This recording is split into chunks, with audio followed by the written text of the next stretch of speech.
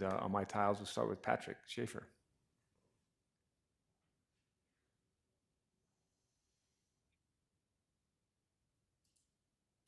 And Bob Davis.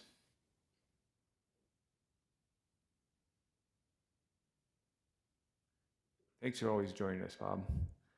And Chris.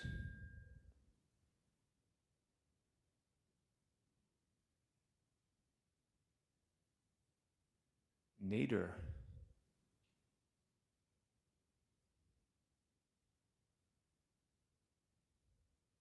Thank you. Joe Frazier.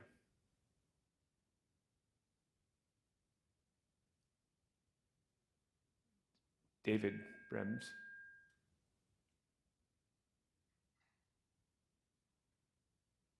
Thank you. And you're just a little weak on the voice there. And Samantha Bensari.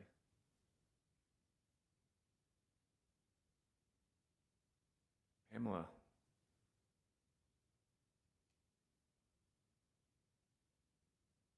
And we'll get with Pamela here in a second. Oh, there she is.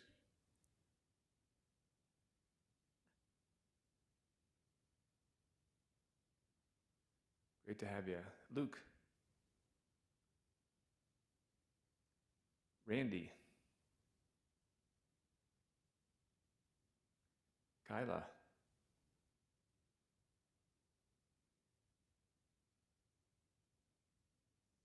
Lorenzo.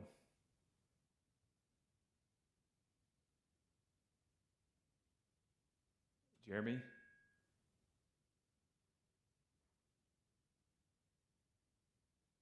Emily Paskett.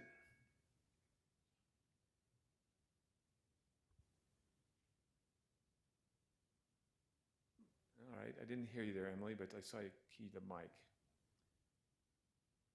And Alexei.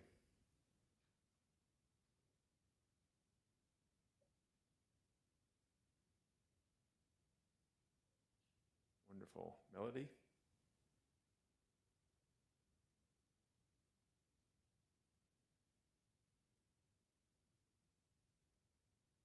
All right, and Monica.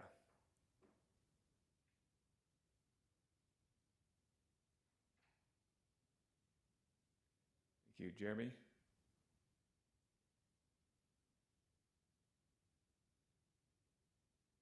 And I saw Brenda Salter.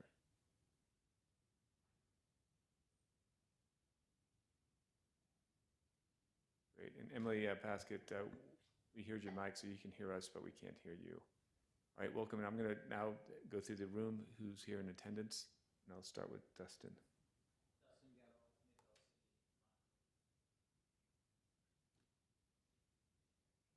Drew Quinn, Holiday, voting. Emily Quinton, alternate board member for Summit County, and voting until and unless Councilmember Armstrong joins. Erin Summers, Midvale City alternate, not voting. Christopher Thomas, Salt Lake City alternate, not voting. And I'm Councilmember Dan Dugan, Salt Lake City, voting. Thank you everybody for joining us today. And our item 1.2, the current participation percentages are included in the board's packet. If you have any questions about that, feel free to reach out to probably Emily or Christopher on questions. On the business matters, item 2.1, approval of January 6, 2025 board meeting minutes. I look for a motion. Mr. Chair, Drew Quinn from Holiday, moving that we approve the January 6, 2025 board meeting minutes. Do I have a second?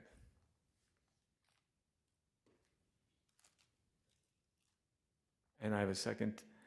I didn't see who that came from. Okay, thank you, David. I have a motion from Councilmember Quinn, a second from David Brems. Any questions about any discussion on this subject? Hearing none, all in favor say aye. Aye. Aye. Opposed? And hearing none opposed, that passes unanimously.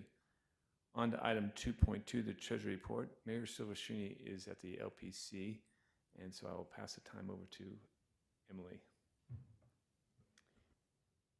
Sure. So this is Emily having put the treasurer report in the board packet. It's typical treasurer report, couple additional invoices have been paid to the legal and technical and communications consultants. We will be talking more about budget in the program design committee and in a resolution today. And I believe this will be noted, but the amount remaining in the treasurer's report in the packet will look a little bit different than a slide in the program design committee, just based on what info we had at the time when the packet was put together, but that'll be noted later. Thanks. Thank you, Emily. Any questions for Emily on the Treasury report? Appreciate it, and I also just appreciate Millcreek taking care of the Treasury side of the house. It's a welcome to have that burden off our shoulders. Item number 2.3, the reports from committees and the communications, and Chris Colley.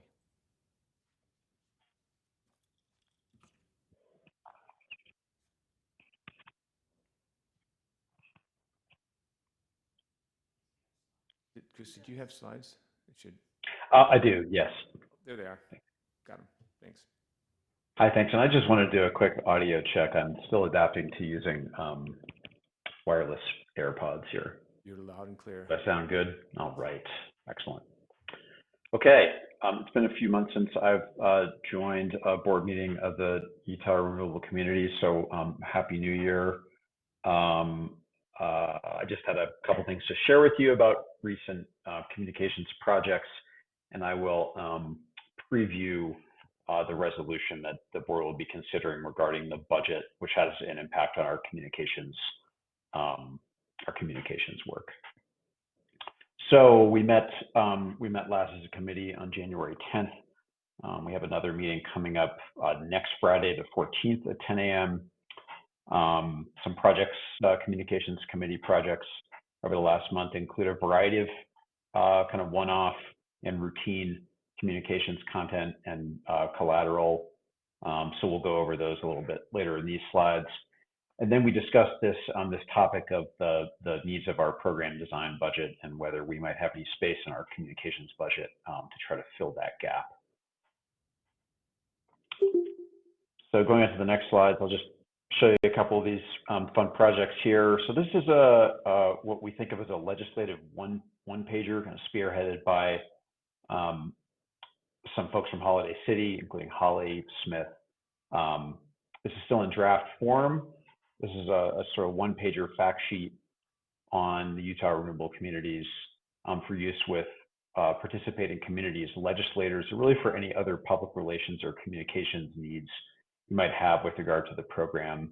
Some of what you see here is an attempt to bring our branding and communication style in line with the language used in Governor Cox's Operation Gigawatt program. So if some of the language is starting to look a little bit different, that could be a reason why. I will caveat that we're not aware of any pending legislation affecting our program's enabling statute. But obviously the night is young at the state legislature, so we'll keep our eyes peeled.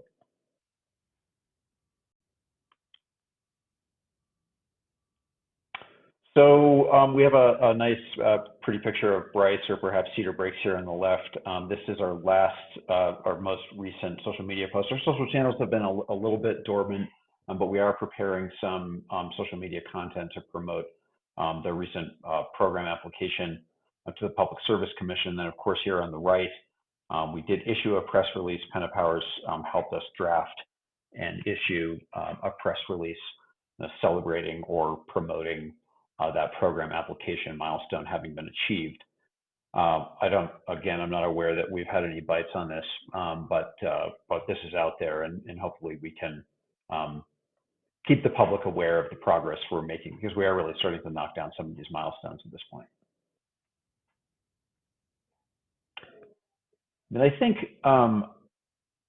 Kurt or Alex or whomever is running the slides, if you wouldn't mind just skipping forward to the next slide, and then maybe we'll move back to this one. So anyways, in that committee, the January 10th committee meeting, we did get into the topic of our communications budget, and like I described, whether we have some space to reallocate budget towards some program design costs. So the board will be considering a resolution later in the meeting, making a reallocation. And the fundamentals of it are that we have about $30,000 remaining in our communications budget, which is all allocated to our Penn Powers contract. The resolution we'll consider later in the meeting would reallocate a little over $27,000 worth of that to the program design budget. We'd like to retain just a few $1,000s in the communications budget for assistance with press releases. We know of at least one future press release that we'll want to issue. We're not particularly concerned about losing some of that real-time support from Penna in producing content. I think we've got a pretty tried and true practice of developing, reviewing, and publishing communications content in-house, thanks to folks like Monica O'Malley from Salt Lake City, and Holly and Lena Costa from Holiday City. So thanks to all the committee members for everything you've been doing to keep our channels alive and get this important communications out there. We think there's a chance that in the future, additional funds could become available to plug back into this Penn Powers contract, or otherwise, retain additional consulting going forward as the program develops. So if you want to just bump back up to that last slide, we can just review where we're at in a little bit more detail. So once again, well, we'll see in the resolution coming up later in the meeting that we would amend the communications budget to $66,000. Previously, it was at $93,500, where we've got a little bit more than $3,000 of wiggle room between that $66,000 new spending cap and our total bill to date, which was $62,300 roughly. And just to clarify, we're not proposing to terminate the contract with Penn Powers. We'd still like to keep that in place so that if we do find more funding to support communications efforts, we can just keep on rolling under the same contract. And we also, once again, do hope to keep a few $1,000s in that communications budget for a couple key projects. So that's my communications update for you this month. Happy to take any questions. I hope I didn't steal too much of Christopher's thunder. I'm sure I'll have a more robust discussion about the resolution coming up. Thank you very much, Chris. I appreciate the update. Any questions for Chris? I don't see any questions, Chris, but I just want to say appreciate and a shout out to you and Penn Powers on the work on the communications, on the work with Christopher, and balancing the comments from Rocky Mountain Power on the press release. I think it was well done, well said, and I really appreciate all that work. And I also appreciate the work with Penn Powers on moving forward, because we have such a big lift of them being open to the conversation about the adjustment to the contract, and that we're gonna still probably be leaning on them in the future to make sure that we get the right message out. So I really appreciate that across the board. And I also just want to kind of put a plug for the board members and everybody on the line here to take that press release and spread it out. Those press releases don't go anywhere unless we, advertise and move them. And yes, they may get a line in the Trib or the Deseret News, but we need to press it on all our social medias ourselves and through our own social contacts, because it's a big deal. And it's not just a big deal for one city, it's a big deal for 19 plus the whole state. So please do your part. That's your call to action, as they say in the world, of taking that and run. So appreciate that very much.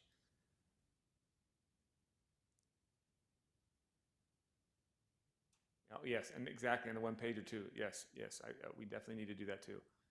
We got to elevate everyone's IQ level on this important topic. All right, we'll be moving on to the low-income plan, and I'm going to give it to Emily, because Samantha's. Yeah, so I think everybody hopefully got this message, but if you didn't, Samantha Sealhorse, who's been our fearless leader of the Low Income Plan Committee, left her position with Cottonwood Heights. We're very sad to see her go. I'll just report that there's no updates to give from the committee this month, and discussions are happening as to finding a new person to facilitate the committee. But I think ultimately it's okay timing wise, since the work of that committee's been kind of on hold for a while. So we'll hopefully have some updates maybe by the time of the next board meeting. Thank you, Emily. And also just a thank you to Samantha for all her work. She left us in a great spot, and she did some wonderful work for our low income plan. So a shout out to Samantha. Now, for the man of the hour, Christopher Thomas and the Program Design Committee. Great, thank you, Mr. Chair. Christopher Thomas with Salt Lake City. And I convene the Program Design Committee and have some important updates this month. These are our member communities of the Program Design Committee. They haven't changed, but they're included for your information. Key activities: our committee met twice in January. A small group comprised of some folks from the Program Design Committee and PacifiCorps met 3 times to discuss resource valuation, procurement, financial backstop, and importantly, the program application filing, which I'll talk about more in just a minute. Our Program Design Committee also helped generate comments in docket 24-035-55, which is our solicitation docket, suggesting some minor modifications to our proposed solicitation, primarily regarding small projects and possible availability of low-cost federal financing. Then importantly, Rocky Mountain Power filed the program application this last month, opening docket 25-035-06. This is the primary filing that the Program Design Committee and the board have been working toward since we got together back in July of 2021. So that is a big deal, but there are some important notes about that I'll share in an upcoming slide. And then finally, we held an open house for clean energy developers to learn about us and the proposed solicitation that we hope to hold. That open house was held on January 15th. We had 32 clean energy companies registered, which is great. And we had somewhere in the neighborhood of 55 people from those companies attend this online open house. So that's also pretty good. Here is the most recent program application dashboard.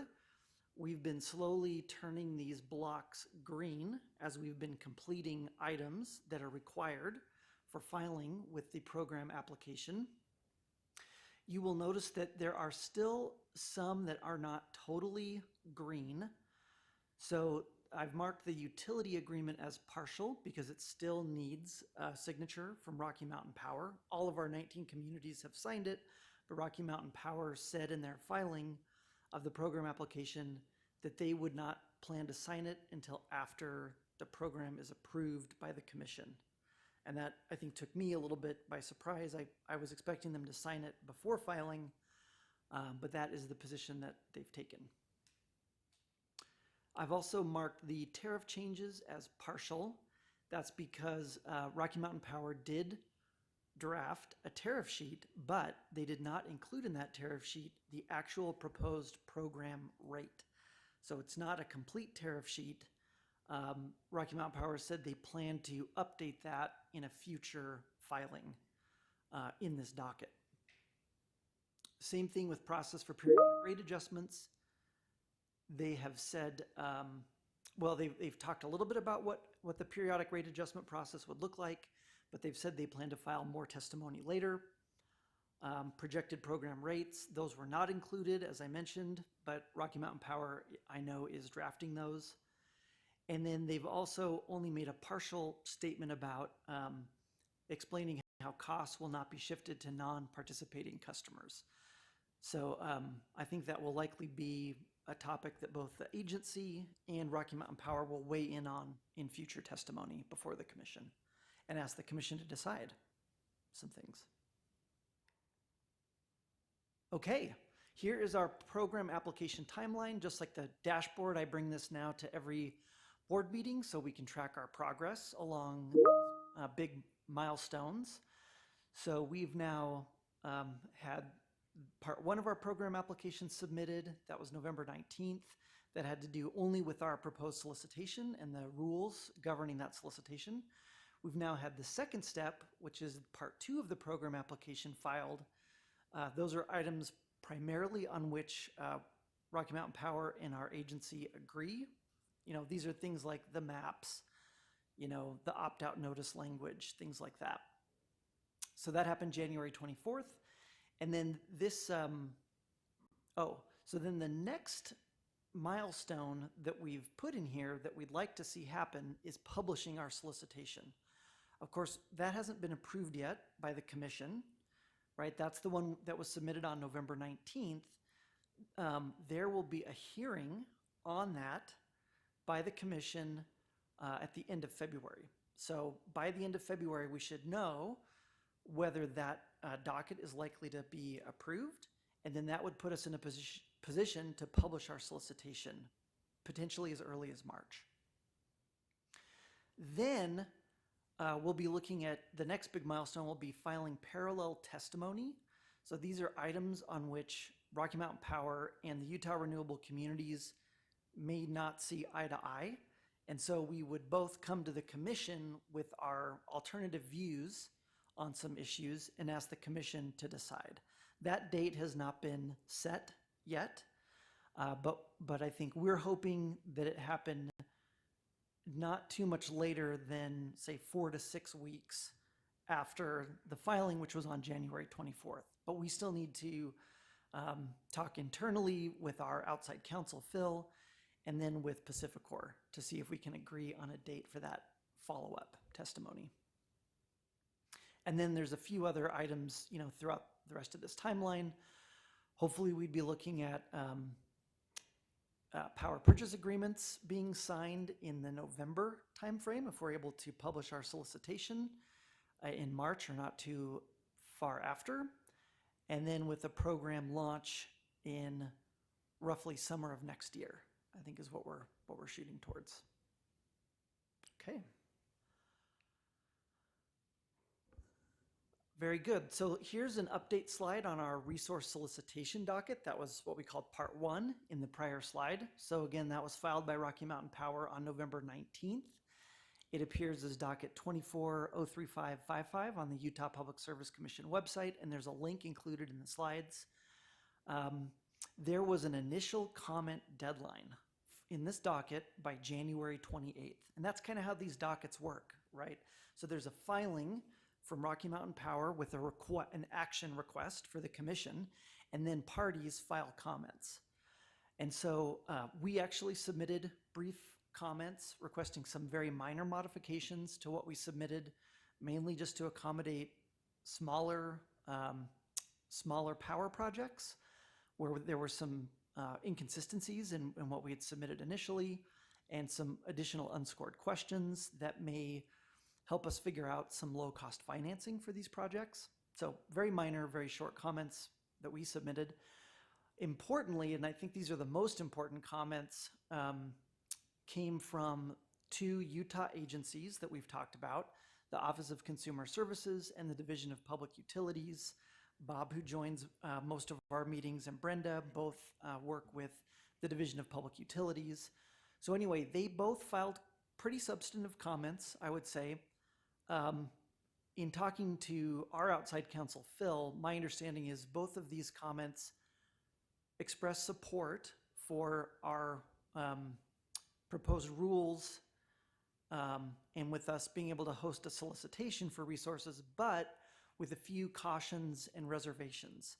So Phil has been reviewing those cautions and reservations and plans to address those in additional comments that our agency will file before the next deadline, which is February 13th, so in a couple weeks.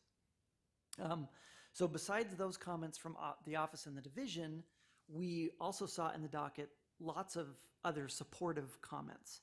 So there was a great letter in there from the Utah Trust Lands Administration. They manage state lands for the benefit of beneficiaries who are mostly Utah school children with some other potential beneficiaries, and they have a growing renewable energy component of their portfolio.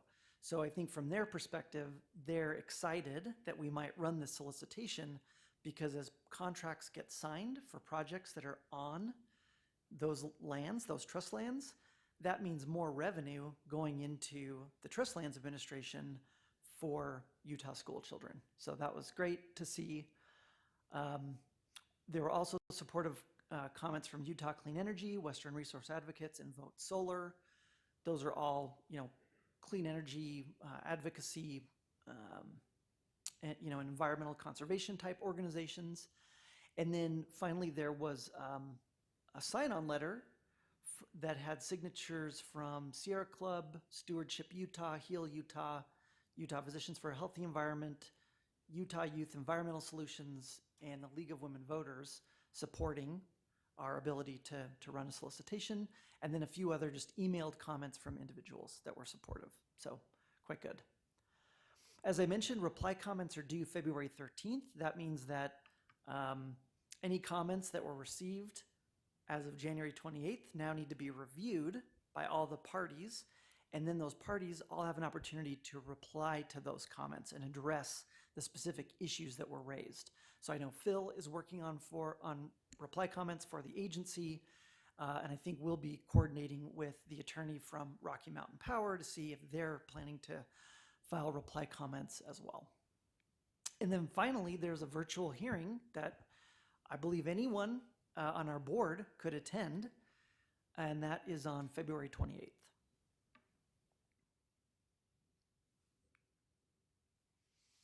Okay, so that was the solicitation part of our program application. Then there was the second piece that was filed January 24th. This one appears with a new docket number, 2503506, on the Utah Public Service Commission website. The plan is for subsequent testimony, both from Rocky Mountain Power and the Utah Renewable Communities, that will do a few different things. Number one, it will address the items that were partially filed, not completely filed on January 24th. It will express support for the elements on which both Rocky Mountain Power and our agency agree. And then it will ask the commission to decide on a few items where our parties disagree. And I will say that I think for the most part, that testimony that is filed on our behalf in this docket will be guided by that big resolution we all voted on and adopted at our last meeting. So that was kind of the importance of that resolution, was to express the board's desires for how we want this program to look. And then that will be used to kind of guide this next step of filing testimony. And then I'll say a scheduling conference has not yet been put on the calendar. That scheduling conference is where all the remaining dates would be set out for the rest of that docket. But we'll be keeping an eye on that. Okay, so we've talked about our two filings before the commission, the solicitation and then the program application part 2. Now let's talk a little bit about our program design budget. And as Chris mentioned, there is a resolution that was in the board packet called Resolution 25-03. So I just wanted to talk a little bit more about kind of the importance of that resolution from the perspective of getting our agency all the way through the approval, hopeful approval of our program and solicitation for resources. So in looking at the remaining program design budget, there are $30,400 remaining. That number is a little different than the number that is after the treasurer's report, but that's just because it also includes a payment that's in process, but that hasn't actually posted yet. What Resolution 25-03 would do is basically reallocate $27,500 that the board had previously allocated to public relations and would allocate that to program design. It would also allocate $11,142 that's labeled new parties also to program design. Now, what does that mean? The new parties. Well, primarily that is Midvale's $100 application fee that they submitted, and then their initial payment. There was another $100 in there, if you'll recall, from Sandy City. They did step one, but they never made their initial payment. So we had $200 in these application fees, and then Midvale's initial payment. So all that together is $11,142. So that's what Resolution 25-03 would do, is basically try to bolster our remaining budget for program design. And that is primarily to help fund two upcoming things. One is that we are estimating around $60,000 in legal and technical costs associated with our two commission dockets. So primarily that's Phil Russell doing the lawyering for us, kind of guiding what we need to respond to in comments and so on and so forth, and helping our legal strategy, and our expert testimony. So that would come from Kevin Higgins, who works for Energy Strategies and is on contract with Phil's law firm. So $60,000 is what we're hoping will be the cap on expenses for our commissions to get those all the way through decisions by the commission. Now, I say that's estimated. It could be more. I have a little thought bubble in here which says, will this be enough? If not, would there be communities who would make additional voluntary payments? If you'll recall, the governance agreement we signed to create this agency way back when said that only $700,000 in payments would be required of member communities. But it did not rule out that some communities may desire to make additional voluntary payments if needed. So we're not there yet, I don't think, but it is a thought bubble there just in case this costs more than we think. The other big milestone that we're looking toward is the solicitation. So we have an estimate from Energy Strategies. Again, that's the firm that's contracted by Phil Russell. And they've estimated a $50,000 expense to get our solicitation up and running and published. And so that would include primarily setting up a secure website where the bidders can set up an account and securely submit their bids. And that's important because developers are view their pricing as proprietary. And so that's why it really is important that that be a secure website. But then also that $50,000 should cover the Q&A. So these bidders will oftentimes submit, written questions, and then we need to supply written answers in a really short time frame. And so Energy Strategies, helped us create our solicitation, and so they're very well positioned to help us answer those questions. So that's about $110,000 of program design related expenses coming up on the horizon. And as I mentioned, if you look back to the left column for funding, we've got the $30,400 that is our remaining allocated budget. We would then reallocate the $27,500 from public relations. We would allocate the $11,000 from new parties. And then also we received word, Chair Dugan and I did, that there is an environmental organization who has offered to make us a donation up to $50,000 in connection with our program application. So the lawyering for it and the expert testimony.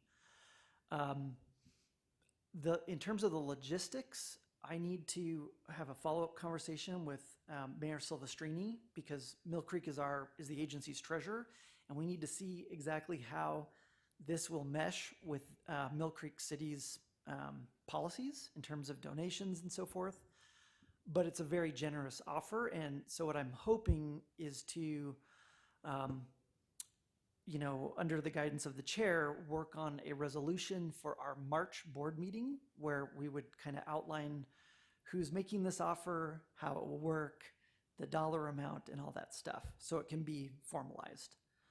So yeah, hopefully look for a resolution on that at our March board meeting. Okay, so if all that comes to pass, the expenses of 110,000, all of this funding, the board adopts resolution 2503. At that point, we should be a little bit in the black with about 9,000 in funding more than expenses. But of course, the expenses may be a little more than that. We don't know. But anyway, it's good. It's very good that donation would play a really key role in putting us in that slightly above zero position. Now, the next big question is, how many bids do we get into our solicitation? Because we've established in our draft solicitation that bidders would send us $15,000 with each bid. And the whole point there is that we want to recollect the money that we've had to spend developing this solicitation, and that's common with Rocky Mountain Power's solicitations that they run. But of course, we don't know how many bids we'll get, and it can drive you crazy trying to read the tea leaves. So anyway, what we've done for this slide, and I updated this slightly from the slide that came out in the packet. If we estimate that we receive 8 bids, that would be $120,000 to balance $100,000 estimated of additional costs for energy strategies to do the bid aggregation, scoring, and some evaluation for us. And so if all that comes to pass, then we'd be looking at, again, slightly in the black with about $30,000. And so if all this comes to pass, I think we could be looking at, putting this 30,000 kind of back toward public relations type activities as needed. But I'm just trying to make it clear that with, the solid things are in the dark lines, and that's what we have control over. The other things are a little more unknown at this point, but it looks like we're in a good situation so far. Oh, one last thing I'll mention is that you'll see this little red bubble at the bottom of the slide to the right, $150,000 grant to offset the solicitation cost. Salt Lake City and Ogden City both became aware of a grant opportunity associated with what are called, green banks. And these are banks that were established through some national awards and then are kind of flowing down to the states. And so Utah has a green bank. They're called Sustain Energy Finance. And so Ogden City, Salt Lake City, and Sustain Energy Finance have been looking at submitting an application for one of these grants. And we think if it's funded, that could offset $150,000 of our solicitation costs. So that would be very, very positive. Yes. Thank you, Christopher. I just want to pause here right now. Is there any questions for Christopher on this budget sheet? A lot of information there, and I appreciate it. All the great work there and the explanation. All right, seeing no questions. Okay. Thanks, Christopher. Very good. Okay, so that was all budget stuff. Now let's go to legislation. And these are just a few select bills that I've noticed so far up at the Utah legislature that I just wanted to mention. Now, Chris, in his slide said, so far we're not aware of any bills that directly affect our enabling statute, which is good. But that doesn't mean that there aren't bills that would still affect what we're trying to do. And so these bills I'm highlighting more in that light, which is that they could impact aspects of our program. So the first one on here is House Bill 241, solar power plant amendments. And this would do a few different things. I've not, really digested it fully, but just a few things I'll highlight. Number one is it would prohibit solar development on agricultural land, which would in effect eliminate any cost-effective, what they call agrivoltaics. And so these are solar projects that are specifically designed to work alongside grazing or certain kinds of crops. So that would be a shame because there are some good agrivoltaics projects out there that are both beneficial to the solar because it allows the solar to operate at a lower operating temperature and are beneficial to some kinds of crop growing that need more shade. So anyway, it would eliminate that.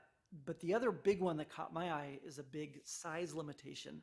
So it would say any solar project could not be longer than 1.2 miles in any direction. And so that's about 922 acres.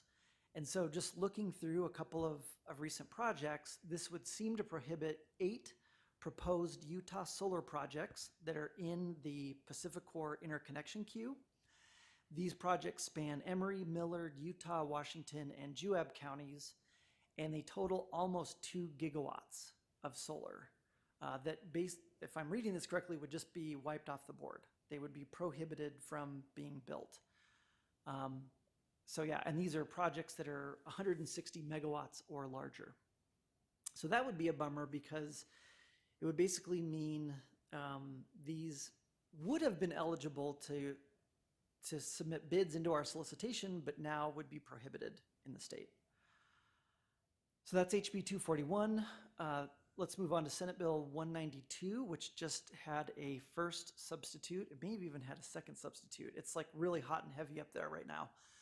This is called Commercial Wind and Solar Incentives Amendments. And so what this one would do is it would modify an already existing state incentive for solar and wind. So, you know, these incentives are good from the sense that they make these projects cheaper.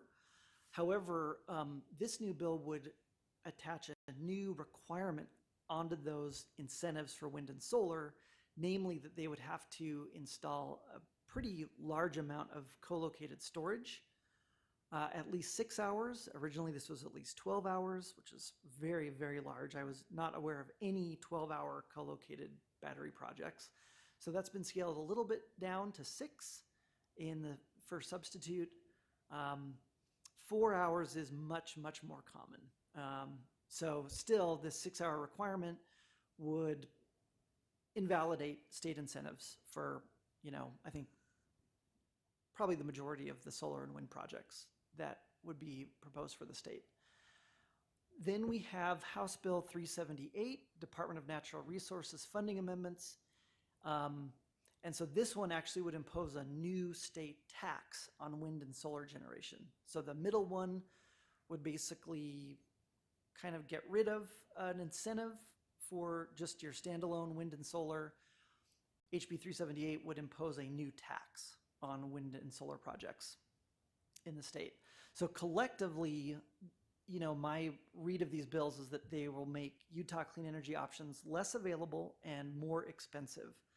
And so as a result, we should anticipate fewer bids for Utah-based clean energy resources if these bills are all adopted. And we should anticipate more expensive bids for Utah-based resources. Now, that does still leave projects in Wyoming and Idaho that would qualify for our solicitation. And, you know, of course, they have their own state policies. But these bills would only affect the Utah-based resources and may not affect, you know, the other resources from Wyoming and Idaho. Thank you, Christopher. Any questions for Christopher on this slide? I do have a question about HB 241 as it relates to the size limitation. Was that like an either or 1.2 miles in any direction or 922 acres, or how is that worded? Yeah, so what I recall, Mayor Gettleman, is it says something about the diameter could be no greater than 1.2 miles in any direction. And so I just said, well, then the max would be 1.2 times 1.2 square miles. And then I just converted that to acres. I say I could just see, you know, get creative and do 1.19 mile Yeah, right. and 921 acres. Yes, yes. So you could still do, you know, smaller ones. I think the issue there is these developers have to go through a long process, right? So they go, we want to do a 300 megawatt project at this location. It would intertie to the transmission system right here, and they have to do all these cost estimates.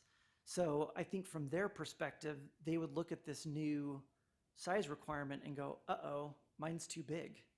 And so that could require a whole lot of rework, or could just require them to withdraw the project, redesign it, resubmit it, and then they might lose their place in line. So yeah, it's a good point that still some solar projects would be allowed, but as I looked at the interconnection queue, yeah, there were 8 projects that seemed like they were bigger than what this bill would allow. And so those developers would probably, my guess is they would not submit a bid into our solicitation because they'd have to rework everything. Thank you. Thank you for the question. I did have a conversation with some clean energy advocates, and House Bill 241 isn't on solid ground at this point, but we are definitely tracking it because of its implications. But there's, I think, a number of communities across the state that are concerned how this would impact their communities. And I'm not just talking Utah or Salt Lake City or Salt Lake County area. So, but we're tracking this one very closely, and also the Senate bill, and then the new bill 378. So a lot of work is out there still. If we have a call to action, we'll let you know, but we're keeping a close eye on these 3 bills. So thank you, Christopher, for the update. Great. Thank you, Mr. Chair. And then I think I've only got 1 or 2 more slides. Okay, so next steps. Well, we've got the ongoing Utah legislative session where we're keeping a close eye on some bills. February 13th is the date when reply comments are due in our solicitation docket, 2403555. As I mentioned, Phil's working on some reply comments specifically to address some of the concerns that were raised by the Utah Office of Consumer Services and the Division of Public Utilities. February 28th, there'll be a virtual hearing in that same docket. And then we're hoping at some point in the not too distant future to set a schedule for the program application docket in 2503506, and we'll start preparing testimony for that docket. With that, Mr. Chair, I'm all set, but happy to answer any other questions. Thank you, Christopher. As always, nice work and nice description and explanation of all the things that are being juggled right now. So any other questions for Christopher? All righty, we'll move on to item 2.4, public comment.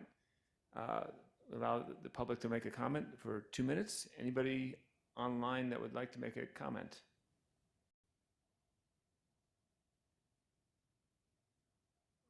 All right, seeing none, we'll move on. To item 2.5, discussion and consideration of resolution 2503, the resolution of the board regarding program design funding changes. And this is goes back to the slide that Christopher was discussing earlier on the funding from moving money from the communications to program design, and also from the new funds from the new communities joining.